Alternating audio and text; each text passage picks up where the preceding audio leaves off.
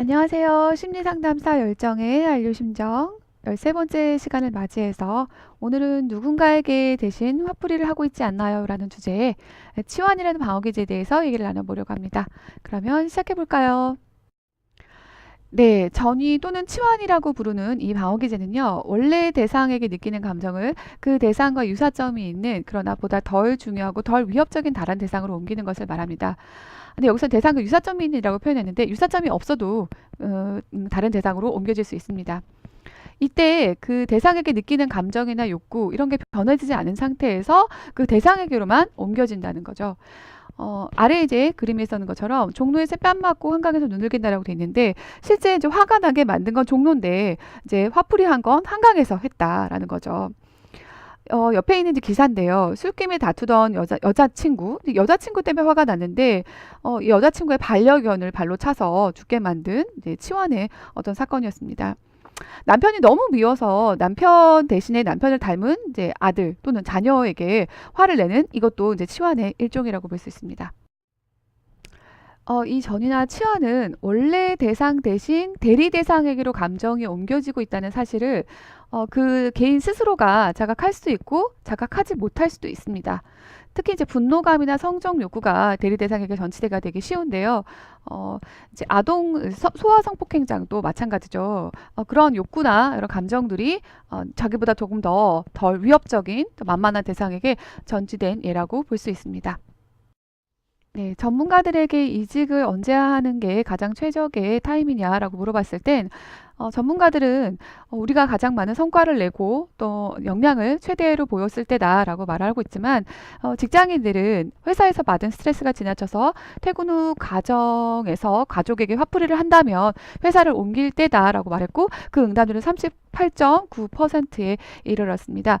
이처럼 이제 직장 내에서 벌어지는 어떤 화나는 스트레스로 인해서 이제 가족이나 가정에게까지 영향을 미치고 그런 화가 이제 치환이 된다라는 사실을 저희가 엿볼 수 있습니다. 이 치환을 방지하기 위해서 우선 감정 자각이 필요한데요. 화가 났을 때 이제 분노라는 감정을 이제 치환이라는 감정으로 이제 대리 대상에게 표현을 하는데 이 화라는 감정은 어린 시절부터 익숙하게 반응했던 감정입니다. 그러니까 그 집안 안에서 어머니 아버지가 주로 화를 냈다면 여러 가지 다른 감정 모든 감정들도 화라는 방식으로 표현을 하는 거죠. 실제로 이제 서운함, 섭섭함, 억울함, 서러움, 수치심, 좌절감 이런 것도 다 감정인데 이런 감정들 또한 화라는 감정으로 뭉뚱그려서 표현하게 되기도 합니다.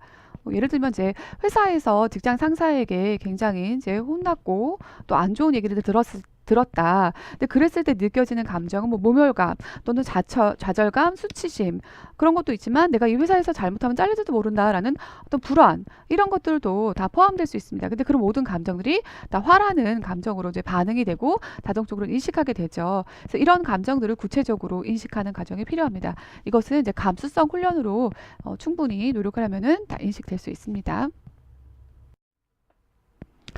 이 감정이 인식한 후에는 조절이 가능한데요. 이 감정 상태를 점수로 매긴다면 내가 누군가한테 화풀이를 할 때 어떤 점수의 감정 상태에 있을 때 그런 행동을 한다라는 것을 알 수가 있으면 사전에 그 감정, 그 수위가 되기 전에 대비를 할 수가 있겠죠.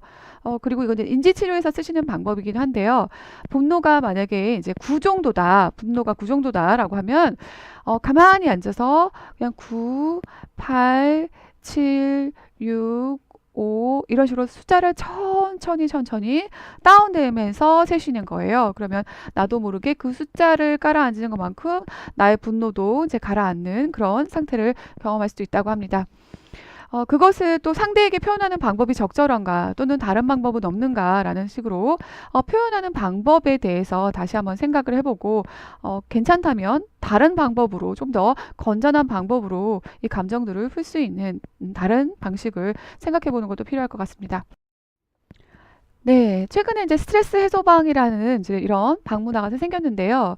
실제 우리가 사람이나 또는 동물과 같은 이제 생명체에게 화를 푸는 것보다 이렇게 물건에게 대신 이제 화를 풀면서 이것도 일종의 치환이긴 하겠지만 이제 물건에게 좀 화를 풀면서 화를 좀 진정시키는 것도 좋은 방법일 수도 있습니다. 또는 이제 샌드백 복싱과 같은 또 볼링과 같은 뭔가를 물건을 이렇게 탁 치면서 후려치면서 풀 수 있는 어떤 분노를 표출할 수 있는 대상을 조금 바꿔서 표현해서 운동이나 취미 생활을 하실 수 있다면 예, 또 좀 분노를 다른 방식으로 건강한 방식으로 푸는 좋은 방법이 될 수도 있을 것 같습니다. 예, 또는 이제 마음 챙김 명상 또는 자비 명상과 같이 명상을 하시게 되면 좀 내 마음을 그냥 그대로 바라봐주는 꼭 상대에게 풀거나 표출하지 않아도 내가 내 마음을 돌볼 수 있는 그런 여유를 좀 가질 수가 있는데요. 특히나 자비 명상을 하시게 되면 내 안에 있는 따뜻한 나를 좀 키워하시기 때문에 화를 내거나 표현하지 않아도 그 상황을 조금 자기 안에서 이렇게 마무리를 할 수 있는 그런 용서하는 마음도 생기게 되기도 합니다. 많은 시간을 투자하기는 어렵지만 하루에 2분 또는 내지 3분 정도로 명상을 하는 또 기회를 가졌으면 좋겠고요. 명상과 관련된 자료는 다음에 또 다시 강의로 올리도록 하겠습니다. 네, 여기까지 치환에 대해서 얘기를 나눠봤습니다. 열정의 블로그는 블로그.naver.com first 소연입니다. 오늘도 감사합니다. 여러분 행복하세요. 저는 다른 강의로 찾아뵙겠습니다.